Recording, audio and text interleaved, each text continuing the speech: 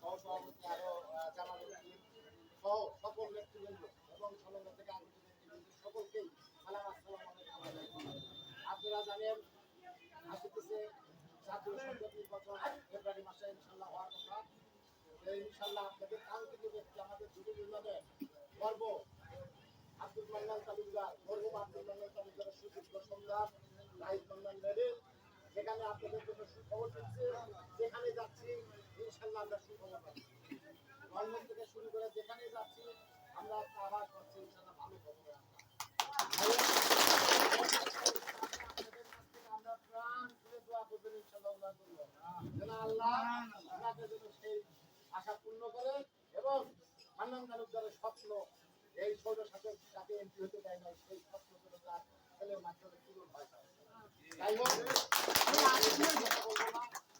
আমরা নমিনেশন ইনশাল্লাহ আশা করি পাবো ইনশাল্লাহ আপনাদের দোয়া এবং দৃঢ়তা থাকবে এবং এই কয়েকটা দিন আপনারা আমাদের সাথে থাকবেন এবং যেভাবে আমরা টাকা মাত্র আপনারা আসতেছেন এই আসার জন্য আপনাদের অনেক অনেক ধন্যবাদ জ্ঞাপন করছি। এই স্বল্প সময় আপনাদের বলার সঙ্গে সঙ্গে আপনারা আসছেন তার জন্য আপনাদেরকে ধন্যবাদ জ্ঞাপন করছি।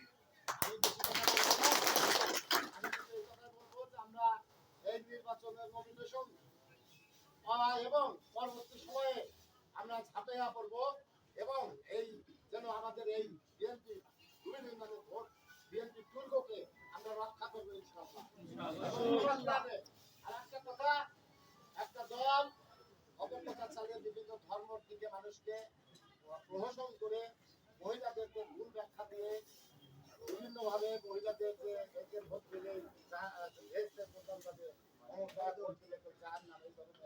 বক্তব্য দিয়ে ডাইভার্ট করার চেষ্টা করতেছে। আমরা যারা বিএনপি পরিবার আমরা বাড়ির দিকে একটু খেয়াল করবো যেন মহিলারা যেন লাইন চুপ না হয়।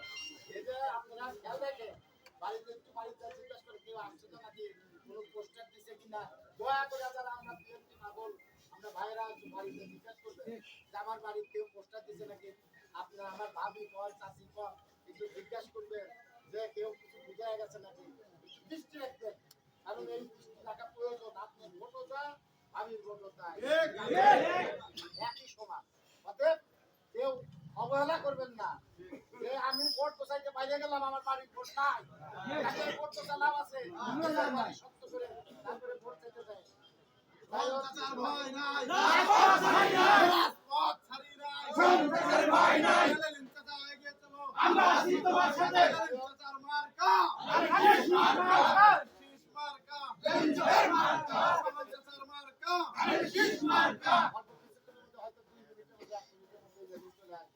আমি কথা দীর্ঘায়িত করবো না, সকলের সুস্বাস্থ্য দীর্ঘায়ু কামনা করে আমাদের বাংলাদেশ জিন্দাবাদ।